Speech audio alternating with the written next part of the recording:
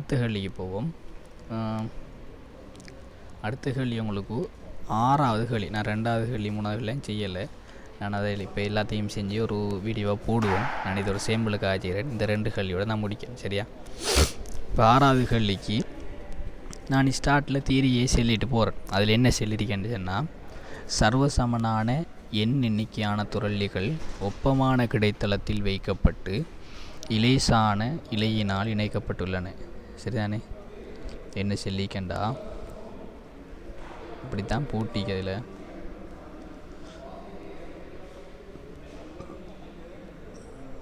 இது எஃப். சரியா?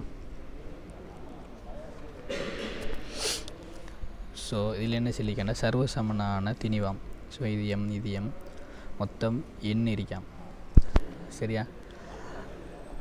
உருவில் காட்டப்பட்டுள்ளவாறு முதலாவது துரள்ளிக்கு, இதான் முதலாவது துரள்ளி, முதலாவது துரள்ளிக்கு கிடைவிசை எஃப் வழங்கப்படுகின்றது இலையின் உயர் இழுவை. இப்போ மேக்சிமம் இழுவையை கட்டி. சரியானே? இப்போ இதுக்கு நான் போகிறதுக்கு முன்னால் நான் என்ன செய்கிறேன்டா, ஒரு 2 சர்வசமனான திணிவு எடுக்கணும். சரியா? முதலாவது இப்போ இது எம், இது எம். இப்போ எம் எம் நமக்கு தெரியுமென்று சொன்னால், இப்போ இவடத்தை இன்னொரு பிரச்சனை இருக்கி அவன் தந்திரிக்கான் இலேசான இழுவை. இலேசான இழுவை என்றா இலேசான இலை. இலை என்று சொன்னால் என்ன செய்யும்? வெயிட், அதாவது நிறை இருக்குத்தானே, நிறை 0 அல்லது திணிவு 0. இப்போ திணிவு என்ன தாக்கம் செலுத்துது என்று சொல்லி நான் புற உங்களுக்கு சொல்கிறேன். சரியா?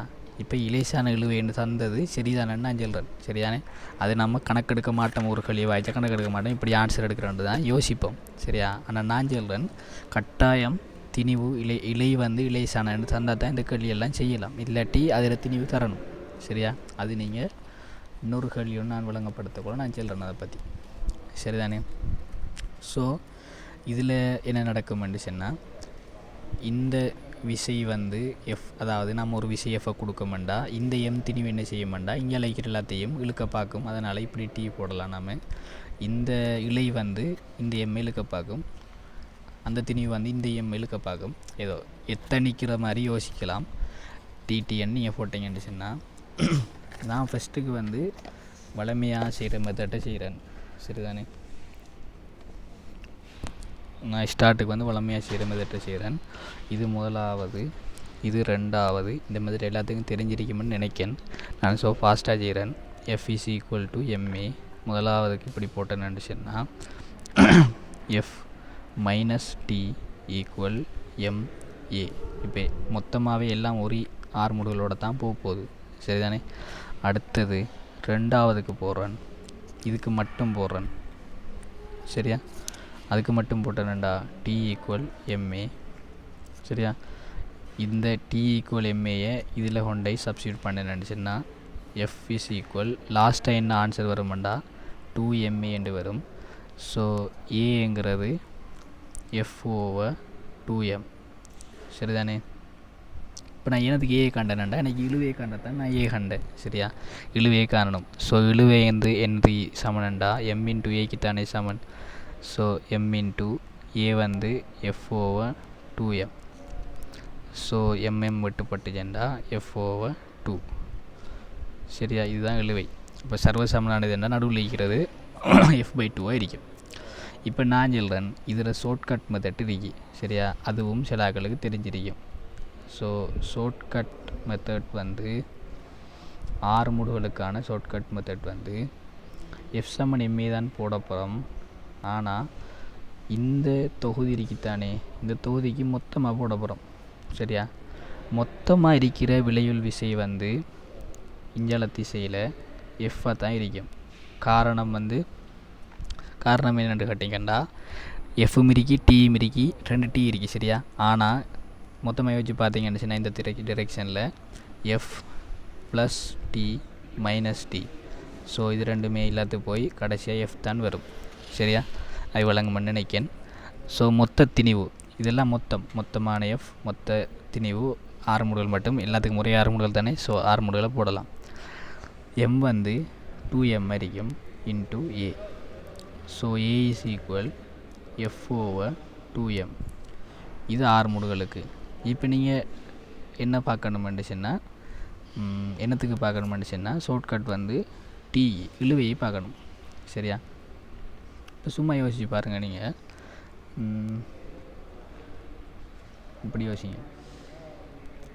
இப்படி தானே இது எஃப், இது எஃப், இது எஃப்.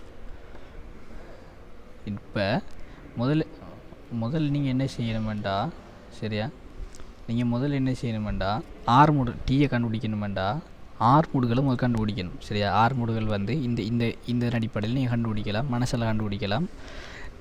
எஃப்பை நீங்கள் மொத்த திணிவால் பிரிச்சு இல்லைன்னா 6 மூடுகள் வரும். சரியா? மனசால் கண்டுபிடிக்கலாம். எஃப்பை மொத்த திணிவால் பிரிச்சுன்னா 6 தர. நீங்கள் யோசிச்சு பாருங்கள், இந்த இடத்துல நாம் விசை கொடுக்கும். சரியா? அதை நாளை என்ன நடக்குதுன்னு சொன்னால் இந்த இழுவை என்ன நினைக்குதுன்னு சொன்னால் நாம் தான் இதை இழுக்கணும், இந்த எம்மை இழுக்கணும்னு நினைக்குது. அப்போ அந்த அந்த இழை வந்து என்ன எதை இழுக்குதுன்னு சொன்னால் எம்என்ற திணிவை இழுக்குது. ஸோ நீங்கள் எப்பயுமே இது பெருக்கல் அடையாளம் போட்டு இந்த கணியத்தை மட்டும் போட்டிங்கன்னா சரி, எதை இழுக்கணும்னு நினைக்குதோ அதை போட்டிங்கன்னா சரி. ஸோ என்ன வருமாண்டா வெட்டுப்பட்டுச்சேண்டா f/2. சரியா? இது விளங்கியிருக்குமென்னு நினைக்கேன். இப்போ நான் உங்களுக்கு சின்னது விளங்குமென்னு நினைக்கிறேன். என்னென்னு சொன்னால் சரி, இந்த கேள்விக்கான ஆன்சர் கண்டுபிடிப்போமே. சரிதானே? இந்த கேள்விக்கான ஆன்சர் கண்டுபிடிப்பண்ணாமே. இப்போ 2 இல்லை, இப்போ இப்படி போய் F வருது. இதுக்கு முந்தி நான் என்ன செய்கிறேன்டா உயர் இழுவைன்னு கேட்டிக்கு தானே. ஸோ உயர் இழுவைன்னு கேட்டதால் நான் இப்போ என்ன செய்கிறேன்டா உயர் இழுவை எவ்வளோ வரும்னு நான் உங்களுக்கு காட்டணும். என்ன? ஸோ நான் என்ன செய்கிறேன்டா இப்போ 3க்கு நான் செய்கிறேன். சரியா? 3 சர்வசமனான திணிவு. சரியா? ஸோ இது வந்து என்ன நடக்க போகுது, T1 ஆகிக்க போகுது, இது வந்து T2 அறிக்க போகுது. ஸோ நான் எனக்கு T1 T2 தேவை. நான் செய்யலை, நீங்கள் ஸ்டாப் பண்ணி போட்டு இதை செஞ்சு பாருங்கள். T1 வந்து என்ன அறிக்கணும்னுச்சுன்னா முதல்ல நம்ம என்ன செய்யணும், 6 மூடுகளை கண்டுபிடிக்கணும். இது எஃப்பாக இருந்துச்சுன்னா மொத்த விசை, அதாவது எஃப்ஓவை மொத்த திணிவு 3m, இதுதான் அதில் 6 மூடுகள் அறிக்கும். இப்போ T1 வந்து என்ன செய்யும்டா, T1ங்கிற இலை வந்து நாம் வந்து இவ்வளோத்தையும் இழுக்கணும்னு நினைக்கும். சரியா? இவ்வளோத்தையும் இழுக்கணும்னு நினைக்குதுன்னு சொன்னால் எத்தனை எம் இழுக்கணும், 2m இழுக்கணும் வரும். ஸோ இது மட்டுப்பட்டுச்சுண்டா 2f/3 அறிய போகுது. சரியா? விச் மீன்ஸ் 0.67f அறிய போகுது. சரிதானே? அதே மாதிரி நீங்கள் செஞ்சு பாருங்கள், இது சரியாக வருமானு நினைக்கிறேன். f/3m தான் அதுக்கும். ஆனால் இவர் என்ன யோசிப்பாருன்னு சொன்னால் T1ங்கிற இலை எம்மை மட்டும் தான் இழுக்கணும்னு யோசிப்பார். ஸோ எம்மை போட்டிங்கன்னு சொன்னால் உங்களுக்கு என்ன ஆன்சர் வரும், எம்மை வெட்டுப்பட்ட f/3 which means 0.33f. அப்போ உங்களுக்கு விளங்குது T1 தான் T2வோட பெருசரிகை. சரியா? T1 தானே உங்களுக்கு T2வோட பெருசரிகை. அப்போ நமக்கு நல்லா விளங்குது எவ்வளோத்துக்கு இழுக்கமோ அதுக்கு பக்கத்தில் இருக்கிற இதுதான், அதுக்கு பக்கத்தில் இருக்கிற இலையில் இருக்கிற இழுவை தான் உயர் பெருமானமாக இருக்கும். சரியா? அப்போ அந்த பையனை நோட் பண்ணி வச்சுக்கணும். எதை நம்ம இழுக்கமோ அதுக்கு பக்கத்தில் இருக்கிற இலைதான், அதாவது அதோட கனெக்ட் ஆகிற இலைதான் இழுவை உயர் பெருமானமாக இருக்கும். இப்போ இந்த கேள்விக்கு வருவோம். 6வது கேள்வி. எல்லாத்தையும் உங்களுக்கு ரெடி பண்ணிட்டேன். இப்போ இந்த கேள்விக்கு வரேன். Just think about this. இப்படி இப்போ நீங்களாக செஞ்சு பார்க்கலாமான்னு நினைக்கிறேன். சரியா? எம். சரியா? இப்போ நான் சொல்கிறேன் உயர் இழுவை எவ்வளத்து வருமெண்டா இவ்வளத்தை இருக்குமே அவ்வளத்து தான் உயர் இழுவை வரும். அது வந்து T மேக்ஸிமம் என்று சொல்கிறேன். இப்போ நான் எனக்கு T மேக்ஸிமத்தை கண்டுபிடிக்கணும். T மேக்ஸிமத்தை கண்டுபிடிக்கணுமெண்டா முதல்ல என்ன செய்யணும், நீங்கள் எஃப்பை மொத்த திணிவால் பிரிக்கணும். மொத்த திணிவு வந்து எல்லாமே எம்எம்எம்மாம், அதில் எண் கணக்கான பொருள் இருக்காம். ஸோ நான் சொல்கிறேன் எம் தர எண் வந்து மொத்த திணிவு. இது ஓகேயா? ஒரு மாங்காய் 5 ரூபாண்டா, 5 மாங்காய் 25 ரூபா. ஸோ ஒரு மாங்காய் எம்என்னு சொன்னால் என் மாங்காய்க்கு mn தர இந்த இலை எது இழுக்கணும்னு சொன்னால் இவ்வளோத்தையுமே இழுக்கணும். அதாவது எண்ணிலிருந்து ஒன்றை கழிக்கிறது, ஒன்றை தான் கழிப்படுது இங்கே அழைக்கிற இங்கே இருக்கிற மொத்த எத்தனை திணிவு சரியா. ஸோ அதுக்கான திணிவு வந்து எத்தனை இழுக்கணும்னு சொன்னால் அவர் n-1 இன்ட்டு m அவர் இழுக்கணும். ஸோ இதுவும் வெட்டுப்பட்டுச்சுன்னு சொன்னால் என்ன வரும், n-1/nf வரைக்கும். நான் நினைக்கிறேன் இது நல்லா விளங்கிருக்கும்னு நினைக்கிறேன். ஃபஸ்ட்டுக்கு நம்ம இதில் இருந்து நம்ம விளங்கிக்கொள்கிற என்னென்னு சொன்னால் ஏஐ காணதுமண்டா நமக்கு இருக்கிற மொத்தமான விளையுள் விசையின் கீழ் மொத்த திணிவு, இவ்வளோதான் விஷயம் சரிதானே. ரெண்டாவது விஷயம் என்னென்னு சொன்னால் ஒரு இடத்துல இருக்கிற இழுவையை காணதுமென்னு சொன்னால் ஏ தர எதை போடுறோம்னு சொன்னால் அந்த திணிவு அந்த இழை வந்து திணிவில் அந்த இழை வந்து எந்தெந்த திணிவுகளை இழுக்கணுமோ அதெல்லாம் கூட்டி போடணும் அடுத்து சரியா. இப்போ இதை பார்த்தீங்கன்னு சொன்னால் இந்த திணிவு ஒன்றை மட்டும்தான் இழுக்கணும், அதால் உண்டு. இந்த திணிவு இந்த இழை வந்து இது ரெண்டையும் இழுக்கணும், இந்த இழை வந்து இது ரெண்டையும் இழுக்கணும். அப்போ கடைசியாக வந்து இது வந்து இது இழுக்கணும். அதனால் நம்ம இப்படி செஞ்சோம். இது நான் விளங்கியிருக்கும்னு நினைக்கிறேன். பட் இன்னொரு பிரச்சனை இருக்கு என்னென்னு சொன்னால் இந்த கேள்விக்கு அந்த பிரச்சனை இல்லை சரியா. ஆனால் இன்னொரு பிரச்சனைக்கு என்னென்னு சொன்னால் இழைக்கு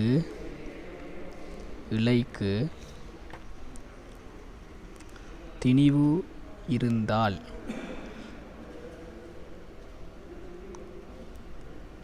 சரியா, இலைக்கு திணிவு இருந்தால் நாம் என்ன சொல்லலாம். இப்போ நான் முந்தி யோசித்த மாதிரி இப்போ ரெண்டு யோசிச்சேன்னு வைங்களேன். இலைக்கு திணிவு இருந்தால் இது எஃப், இது எம், இது எம், பட் இது m1 யோசிக்கணே. ஸோ இப்போ 6 முடுகள் மாறுந்தானே நீங்கள் யோசிச்சு பாருங்கள். அப்போ 6 முடுகள் மாறப்போகுது. எஃப் இஸ் ஈக்குவல் மொத்த திணிவு 2m + m1, இது 6 முடுகள். இப்போ என்ன பிரச்சனைன்னு சொன்னால் நீங்கள் யோசிச்சு பாருங்கள். இந்த இடத்துலையும் இப்போ நான் இதை T1 எடுக்கேன், இதை T2 எடுக்கேன். இலைக்கு திணிவு இல்லைன்னு சொன்னால் T1ம் T2வும் ஈக்குவலாக இருக்கும், அதாவது சமனாக இருக்கும். ஏன்னு சொன்னால் திணிவை பற்றி கதைக்கல நாம். இப்போ திணிவு சமனாக இருக்குன்னு சொன்னால் T1ம் T2வும் ஈக்குவலாக இருக்காது, சமனாக இருக்காது. காரணம் வந்து நான் இப்போ T1 T2வையும் கண்டுபிடிச்சி காட்டுறேன் சரிதானே. இப்போ T1 காணதுமெண்டா முதலாவது நீங்கள் R முடுகளை கண்டுபிடிக்கணும். R முடு நீங்கள் ஏற்கனவே கண்டுபிடிச்சிருக்கீங்க 2m + m1 சரிதானே. இதுக்கு பிறகு என்ன செய்யணுமெண்டா அந்த இடத்துலேருந்து இந்த இலை வந்து இழுக்கிற மொத்த திணிவை பற்றி யோசிக்கணும் சரிதானே. மொத்த திணிவு வந்து நான் சொல்கிறேன் இந்த m + இலையிட திணிவு. இது விளங்கிச்சா? இது விளங்கியிருக்குமென்னு நினைக்கிறேன். நீங்கள் பாஸ் பேப்பர் செஞ்சுட்டு வாங்க, வந்ததுக்கு போகிறது தான் இதில் விளங்கும் சரிதானே. இப்போ நான் சின்னத்துக்கு எல்லாத்துக்கும் விளங்கியிருக்கணுமெண்டா பாஸ் பேப்பராவது தியரியாவது கொஞ்சம் தெரிஞ்சிருக்கணும் சரிதானே. ஏன்னா இது மாடல் பேப்பராக செய்கிறேன், நான் தியரி செய்யலை. ஸோ T2வை கண்டுபிடிக்கிறதுக்கு நீங்கள் உங்களோட ஸ்டாப் பண்ணி போட்டு மனசலை வச்சு பாருங்கள். 6 முடுகள் 2m + m1 தான். பட் இப்போ இருக்கிற திணிவு வந்து இந்த இடத்துல நம்ம T2 பார்க்க, அப்போ இதுதான் வரப்போகுது, இது மட்டும்தான் வரப்போகுது, அந்த திணிவு மட்டும்தான் வரப்போகுது. அப்போ m மட்டும்தான் வரப்போகுது சரியா. அப்போ இன்றைக்கி நல்லா விளங்குது. இந்த இடத்துல வேறு திணிவு, இந்த இடத்துல வேறு திணிவு சரியா. ஸோ T1 வந்து பெரிசரிக்கும் T2வை விட. இப்போ T1 T2வோட பெரிசரிக்குன்னு சொன்னால் நாம் என்ன செய்யலாம், ஒரு இலை எடுத்தீங்கன்னு சொன்னால் ஒரு இலையில், அதாவது இந்த இடத்துல பார்த்தீங்கன்னா இது T1, இது T2 சரியா. இந்த இடத்துல கூடிய அருகி, இந்த இடத்துல மினிமம் அருகி, இந்த இடத்துல மேக்ஸிமம் அருகி, இந்த இடத்துல மினிமம் அருகி, போக போக போக போக போக குறைஞ்சி போகும் அப்படித்தானே. அப்போ ஒவ்வொரு இடத்துலையும் அதுக்கான இழுவை வந்து மாறிக்கிட்டே இருக்கும் சரியா. இந்த கேள்வி செஞ்சீங்கன்னு சொன்னால் நீங்கள் அடுத்த கேள்விக்கு இதே அந்த டைப்பில் இருக்கிற கேள்வி எதுன்னு சொன்னால் 10வது கேள்வியை ட்ரை பண்ணி பார்த்தீங்கன்னு சொன்னால் உங்களுக்கு ஆன்சர் வரும். ஆன்சர் வந்துச்சுன்னு சொன்னால் எனக்கு என்ன செய்யுங்கன்னு சொன்னால் ஃபோட்டோ அனுப்புங்க சரியோ. இவ்வளோ தான் நான் செய்ய வேண்டியது. இன்ஷா அல்லாஹ் முடிச்சுக்கொள்வோம் முழு முறைக்கும்.